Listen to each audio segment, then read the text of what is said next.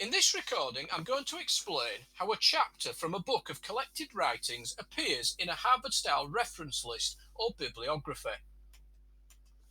You will need to list all the resources you have used to complete your assignment in a reference list or bibliography. And for each book, you will need certain details, and these will need to be put into a particular format. Most books are written in their entirety by one or more authors. But in some books, however, each chapter or section is written by a different author, and these are brought together by an overall editor or editors.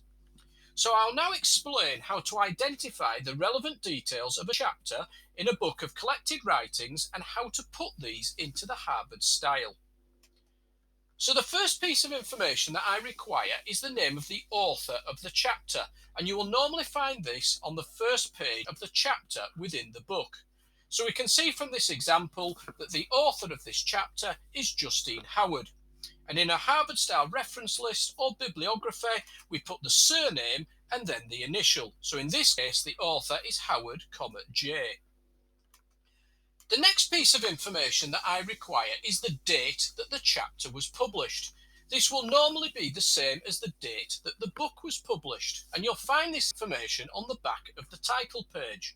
The title page contains the title of the book and is usually found within the first 2 or 3 pages of the book. On the back of the title page, you'll find the date that the book was published. We're looking for the copyright date, and the copyright symbol is a little C with a circle around it.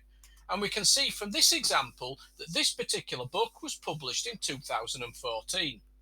So the date that the chapter was published is 2014, and that appears in brackets. The next piece of information that I require is the title of the chapter. In this case, that is the importance of play, and that appears in inverted commas after the date in my reference list or bibliography.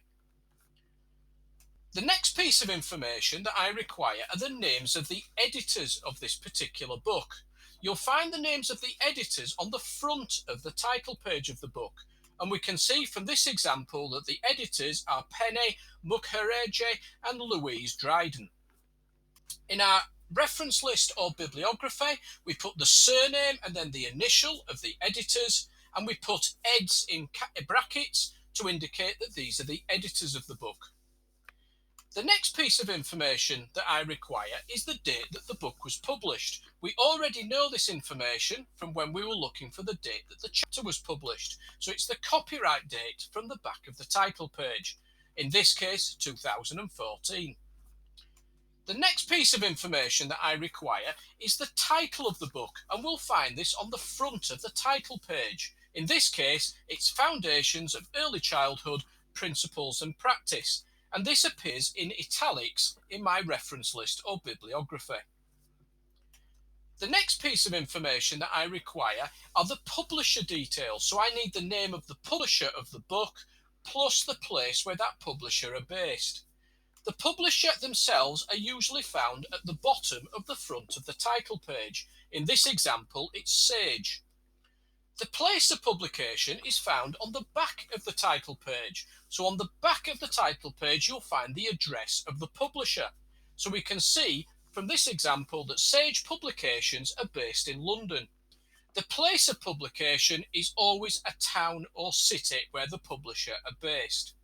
And in my reference list or bibliography, we put the place of publication first, in this case London, and then a colon, and then the name of the publisher. In this case, Sage Publications. Finally, we need the page numbers of the chapter within the book, and we can see from this example that this chapter appeared on page 122 to page 140, and that appears as PP 122 to 140 in my reference list or bibliography. If you need any further help with any aspect of referencing, please contact the Learning Centre either by telephone or by email. More instructional videos are available from the Help Videos tab on the Learning Centre page on Moodle. Simply click on the Learning Centre home link on the front page.